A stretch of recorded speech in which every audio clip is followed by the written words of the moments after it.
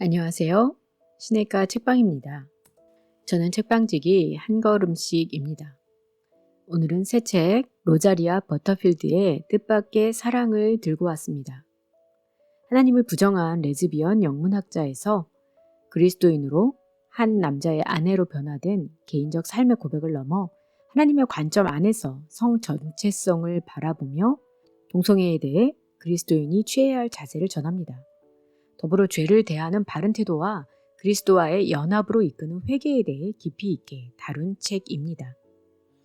이 책을 쓰신 로자리아 버터필드는 28세에 레즈비언임을 공개적으로 선언하였고 36세에 뉴욕 시러큐스 대학 종신교수가 되어 영문학과 여성학을 가르쳤으며 회심 후 제네바 대학 연구교수를 지냈고 2001년에 결혼하여 더램 개혁 장로교회 사모이자 엄마로서 자녀들을 홈스쿨링하고 지역 사회를 돌보는 일에 헌신하고 있습니다.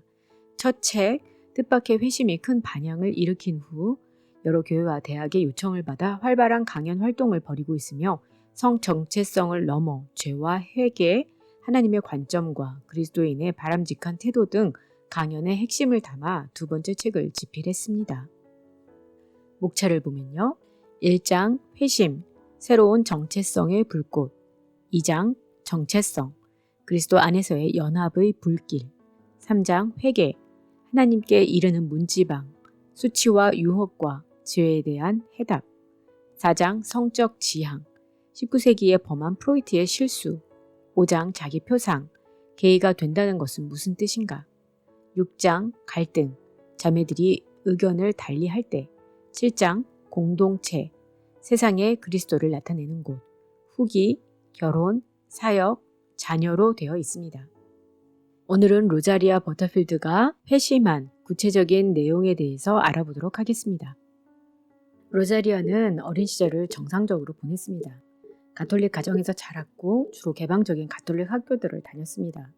성경은 문학적 장치의 렌즈로 이해할 수 있는 하나의 문학 텍스트라고 배웠고 예수 그리스도의 부활을 언어의 세계 안에서만 강력한 힘을 발휘하는 하나의 은유로 보았습니다. 사춘기 시절에는 이성애적 성향을 지녔고 대학생 때에는 남자들과 데이트를 즐기는 동시에 여자친구들을 갈망하고 이들과 관계 맺고 싶은 욕망을 품고 있었다고 합니다.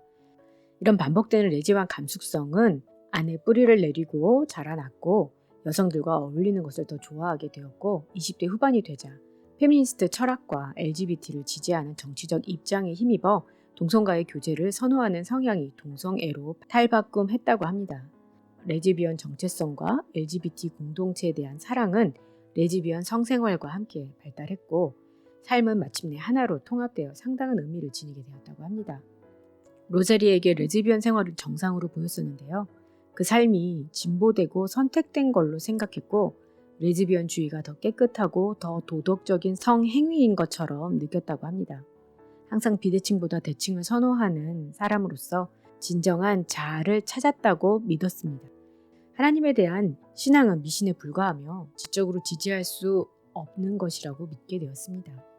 영문학 겸 여성학 교수로서 도덕과 정의와 연민에 관심이 있었습니다. 19세기를 전공한 학자로서 프로이트와 헤겔, 마르크스와 다윈의 세계관들에 매료된 나머지 소외된 자들 편에 서려고 애썼습니다. 이분이 쓴 글을 잠시 읽어보겠습니다. 당시 나는 행복하고 뜻깊고 충만한 삶을 살았다. 두 번째 레즈비언 애인과는 중요한 관심사를 다수 공유했다. 에이즈 행동주의, 어린이의 건강과 읽고 쓰는 능력, 골든 리트리버 구출 운동, 우리가 다니던 유니테리언 교회 등이었다. 그녀와 나는 좋은 시민이자 약자를 잘 돌보는 자들임에 틀림없었다. LGBT 공동체는 손님 대접을 중요시해서 기술적으로, 희생적으로, 그리고 성실하게 남을 대접한다. 내가 오늘 목사의 아내로 사용하는 손님 대접의 은사는 그 공동체에서 갈고 닦은 것이다. 나는 종교적 우파 및 나 같은 부류에 대한 그들의 증오 정치에 대해 연구하기 시작했다. 이 연구를 위해 성경을 읽기 시작했고 이 복잡한 책을 읽어나가는데 도움을 줄 만한 성경학자를 찾았다. 나는 성경이 온갖 장르와 비유와 유형이 즐비한 문학 정시장 같다는 사실에 주목했다. 거기에는 신랄한 시, 깊고 복잡한 철학, 그리고 흥미진진한 이야기들이 담겨 있었다. 또한 내가 미워했던 세계관도 구현되어 있었다. 죄, 회개, 소돔과 고모라, 터무니없는 것들이 그 안에 있었다. 1997년 이때 프라미스 키퍼가 그 도시에 와서 대학교 내에서 집회를 열었다. 나는 그 어리석은 운동에 전쟁을 선포하고 지역 신문에 한 기사를 실었다. 수많은 그리스도인들이 그 글을 미워했고 다수가 내게 지옥에 떨어질 것이라는 저주의 편지를 보내왔다. 그런데 켄 스미스 목사의 편지만은 달랐다. 켄 목사님의 편지는 나를 조롱하지 않았고 오히려 내 마음을 사로잡았다. 그래서 그가 이 문제들을 좀 더 토론하자며 나를 그의 집 저녁 식사에 초대했을 때 수락할 수 있었다. 그러나 내 당시의 동기는 분명했다. 내 연구에 도움이 될 것이란 생각뿐이었다. 그런데 다른 일이 벌어졌다. 켄과 그의 아내 플로이가 친구가 된 것이다. 그들은 내 세계로 들어와 내 친구들을 만났고 우리는 책을 교환했으며 성과 정치에 관해 솔직하게 얘기했다. 그들은 그런 대화가 그들을 오염시키는 것처럼 행동하지도 나를 모든 것에 무지한 백지 상태인 것처럼 대하지도 않았다. 함께 음식을 먹을 때 켄은 내가 그때까지 들어본 적 없는 방식으로 기도했다. 무척 친밀한 기도였다. 그는 내 앞에서 자신의 약점을 내놓으며 죄를 회개했고 모든 것에 대해 하나님께 감사했다. 켄의 하나님은 거룩하고 확고하되 자비가 넘치는 분이었다. 처음 나를 초대했을 때 나에게 복음을 전하지도 않았고 교회로 인도하지 않아서 계속 만나도 안전할 것 같다는 생각이 들었었다. 나는 켄과 플로이를 정기적으로 만나기 시작했고 펜을 들고 무릎에 노트를 놓은 채로 성경을 진지하게 읽기 시작했다. 마치 탐식가가 음식을 해치우듯이 성경을 읽어 내려갔다. 저태에 나는 그런 식으로 성경을 읽으면서 성경의 젠더 정치, 노예제에 대한 진술과 논쟁을 벌였다. 그래도 성경을 읽는 것을 멈추지 않았다. 시간이 흐르면서 천천히 성경을 생명을 덧입고 의미를 갖기 시작하며 나를 놀라게 했다. 달고 다른 내 패러다임 중 일부가 더 이상 달라붙지 않았다. 박사과정에서의 훈련 덕분에 나는 하나의 책이 말하고자 하는 것을 알 수 있었고 그 텍스트의 내력과 정경성을 평가하고 그 권위에 대해 물어볼 수 있었다.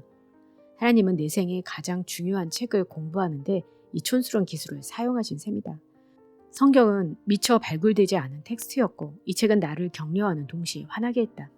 적어도 내가 숙고하지 않을 수 없었던 것은 이 책은 거룩한 하나님의 영감을 받아 쓰인 것으로 본래 참되고 믿을만 하기 때문에 다른 모든 책들과는 다르다는 해석학적 주장이었다. 이로 말미암아 나는 그 의미의 정확성을 검증하기 위해 전체적인 진리의 주장들을 훑어봐야 했다. 그 논리는 하나님의 속성, 특히 그의 선함과 거룩함과 권위와 함께 시작된다. 이 책이 만일 성령의 영감을 받아 사람들이 쓴 것이라면 거기에 나온 죄에 대한 훈계들은 응용된 문화적 혐오증이 아니다. 나는 성경을 직접 읽기 전만 해도 죄의 범주는 그저 응용된 문화적 혐오증에 불과하다고 믿었다. 그러나 포스트 모던 독자의 입장에서도 권위란 것은 그보다 높은 무엇에 의존하지 않을 수 없다는 생각을 이해했다. 만일 하나님이 존재한다면 하나님보다 더 높은 존재가 있을까 하는 궁금증이 생겼다. 독자의 반응을 중시하는 포스트 모던 비평가라도 각 텍스트가 내적 사명을 갖고 있음을 알고 있다. 성경의 내적 사명은 인류의 본성을 변화시키는 것이다. 이것이 불신자들이 성경을 위험한 텍스트로 이해하는 이유다. 로마서 1장을 읽게 되었을 때 동사절들이 특히 인상적이었다. 하나님을 영화롭게 하지 아니하였고 감사하지 않았고 생각이 허망해졌고 어리석게 되었고 썩지 않을 것을 썩을 것으로 바꾸었다는 것. 하나님은 우리를 정욕대로 행하도록 내버려 두신다. 그래서 우리가 우리의 정욕을 통해 세상을 볼 때는 우리의 몸을 욕되게 하고 세상을 숭배하게 된다. 이 구절은 창세기 3장을 상기시키는데 하나님의 권위와 상관없이 살려고 하는 하와의 욕구가 내게 충분히 이해되었다. 내가 하와였더라도 똑같은 짓을 했을 것이다. 악이 없는 죄처럼 보이는 하와의 죄와 아담의 죄가 지렛대 역할을 해서 온 세상이 난폭해지고 처절하게 고꾸라졌다. 이 두 장, 곧 창세기 한 장과 로마서의 한 장이 내 인생의 받침대로 자리 잡았다. 하지만 그것은 내 인생에만 국한되지 않는다. 실은 소리임에는 분명하다. 성경은 스스로 소우주가 만든 인류의 매뉴얼이라고 선언한다. 나는 이 대목들을 싫어했지만 나의 일면은 창세기 3장과 로마서 1장이 세상을 아프게 하는 것들의 목차임을 알아보기 시작했다. 사실 로마서 1장은 동성애를 죄의 극단적 본보기로, 즉 우리를 창조하신 하나님을 영화롭게 하지 않는 죄의 최악의 이해로 부각시키는 것으로 끝나지 않는다. 로마서 1장의 후반부들을 보면 하나님에게나 세상에게나 동성애가 존재의 종점은 아니다. 여기에 그것은 그 여정의 한 단계로 묘사되어 있다. 그래서 동성애는 원인이 아닌 결과로 보였던 것이다. 하나님의 관점에서 보면 동성애는 원죄의 윤리적 결과의 뿌리박은 하나의 정체성이라 할 수 있다. 성적인 죄는 그 자체의 욕망보다 더 큰 어떤 것의 열매라고 말이다. 나는 과거에 이와 전혀 다른 동성애 개념을 가르쳤고 읽었고 그에 따라 살았다. 내 인생 처음으로 혹시 내가 틀릴지도 모른다는 생각이 들었다. 그래서 나는 즉시 멈췄다. 성경에 나와 싸울 태세를 취했을 때는 성경을 미워하기가 더 쉬웠다. 그러나 이제는 내 심기를 불편하게 만드는 바람에 더욱 위협적인 적이 되었다. 나는 성경을 던져버리고 그 가르침을 쓰레기통에 던지려고 애썼다. 정말로 그랬다. 그런데 켄은 나에게 성경을 계속 읽으라고 격려했고 나는 그를 신뢰했기에 그의 말을 따랐다. 나는 성경을 읽고 또 읽으면서 날마다 날개가 꺾이곤 했다. 어떻게 나처럼 똑똑한 사람이 진리조차 믿지 않는 포스트 모더니스트인 내가 이런 것을 받아들일 수 있을까? 수년 뒤에 무슨 일인가가 일어났다. 성경이 내 속에서 나보다 더 커진 것이다. 성경이 흘러넘쳐 내 세계 속으로 들어왔다. 나는 온 힘을 다해 성경에 대항해 싸웠다. 나는 켄과 플로이를 만나고 또 연구차 성경을 읽기 시작한 지 2년 뒤인 어느 일요일 아침 나는 레즈비언 애인과 함께 누웠던 침대를 떠났고 1시간 후에는 시라큐스 개혁 장로교회의 좌석에 앉아 있었다. 하나님의 약속들이 또 한 차례 파도처럼 내 세계 속으로 밀려왔다. 사람이 하나님의 뜻을 행하려 하면 이 교훈이 하나님께로부터 왔는지 내가 스스로 말함인지 알리라. 이 구절이 내가 처한 위험한 상태를 밝혀주었다. 나는 사고 훈련을 받은 사람이었다. 돈을 받고 책을 읽고 그 책들에 관해 글을 쓰는 사람이었다. 내 삶의 모든 영역에서 이해가 순종보다 먼저 오는 것으로 기대했다. 순종이 이해보다 앞선다고 생각한 적은 없었다. 그래서 하나님께서 내 방식대로 동성애가 어째서 죄인지를 보여주시기를 원했다. 나는 심판관이 되고 싶었지 심판을 받는 자가 되길 원치 않았던 것이다. 어쩌면 나는 에덴 동산의 하와처럼 선악과를 따먹고 하나님이 되고 또 그분을 대체하고 싶었는지도 모른다. 나는 곰곰이 생각했다. 내가 이미 그렇게 한 것은 아닐까? 어쩌면 우리 모두가 만일 성경이 주장하듯이 내 의식이 아담의 죄에 빠졌다면 내가 스스로 이 공경에서 벗어날 길을 생각할 수 없는 것은 놀랄 일이 아니다. 내 마음은 과연 순종하라는 하나님의 부르심에 반응할 수 있는가? 이번만이라도 내가 하나님의 뜻을 행하려 할 수 있는가? 굉장한 문제였다. 그리고 이것은 언제나 중대한 문제다. 그런데 그 구절은 순종한 뒤에야 이해가 따라올 것이라고 약속했다. 나는 다음 질문을 붙들고 씨름했다. 나는 정말로 동성애를 하나님의 관점에서 이해하고 싶었는가? 아니면 그냥 하나님과 논쟁하길 원했는가? 그날 밤 나는 하나님께 내가 이해하기 전에 기꺼이 순종할 마음을 달라고 기도했다. 내가 안고 있던 성문제로 시작하는 것은 도무지 불가능한 일이었다. 너무 두려웠기 때문이다. 그래서 예수님과 함께 시작했다. 하나님께서 내 속에 그의 아들을 기꺼이 드러내 주시기를 기도하며 예수님의 그릇이 되고 싶다는 고백과 함께 나를 경건한 여성으로 만들어 달라고 기도했다. 이 비상식적인 기도를 드린 후 큰 소리로 웃었다.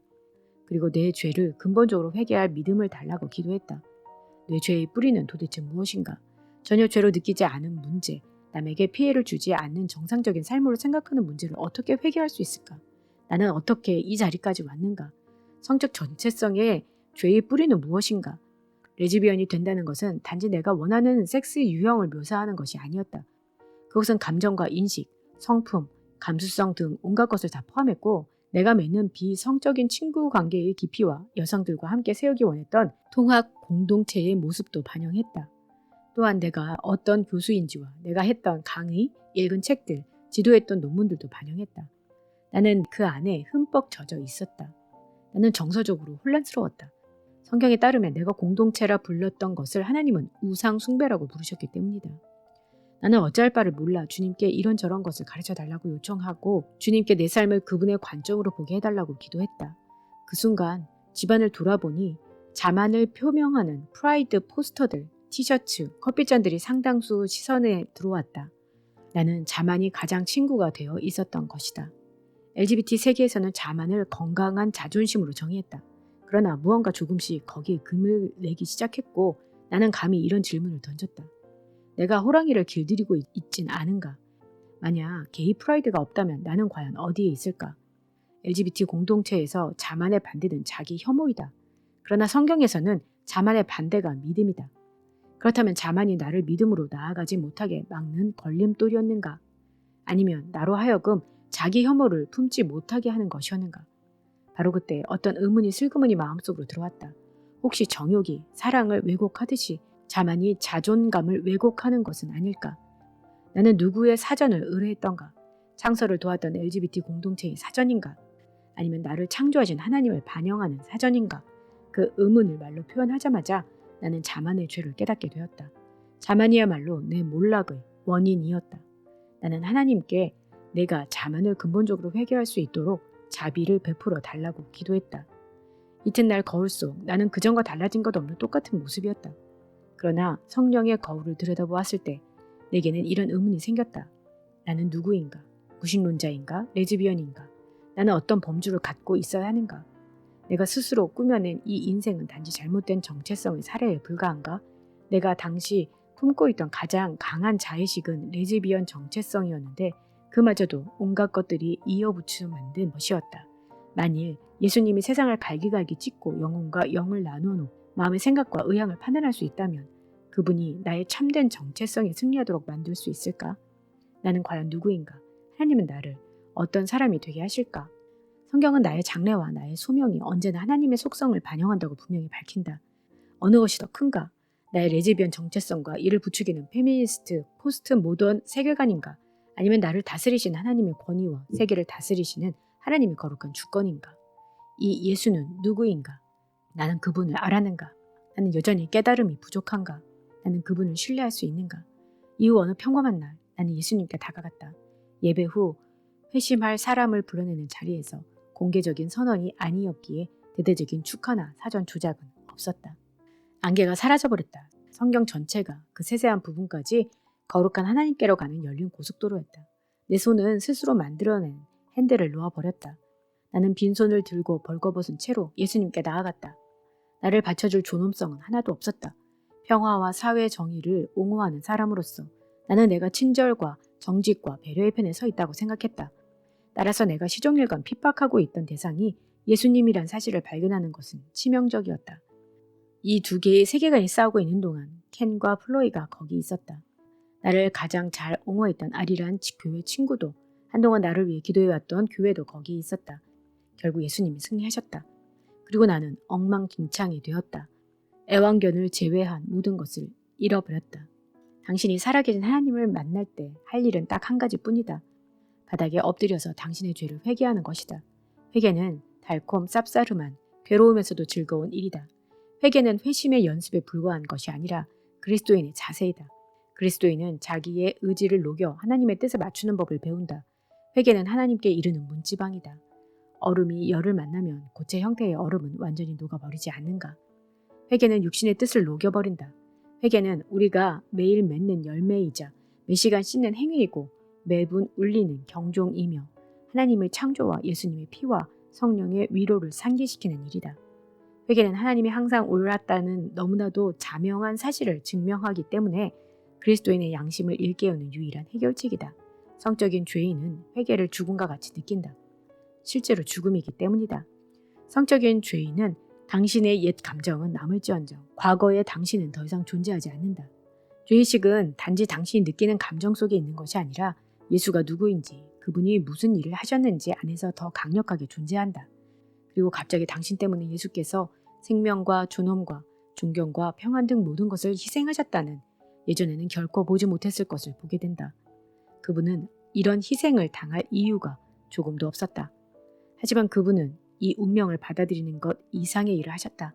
나를 사랑해서 그 운명을 수용하셨고 이런 하나님의 사랑만이 보여줄 수 있는 신비로운 영광도 포용하셨다. 당신이 구속의 영역 속으로 들어가면 당신은 더 이상 구경꾼이 아니다. 그 피는 이제 당신의 손에 있다. 당신이 죄를 회개할 때 예수님을 보게 되기 때문이다. 네, 오늘은 로자리아 버터필드의 뜻밖의 사랑 중에서 그분이 어떻게 회심을 했는지에 대한 부분을 나눠드렸습니다.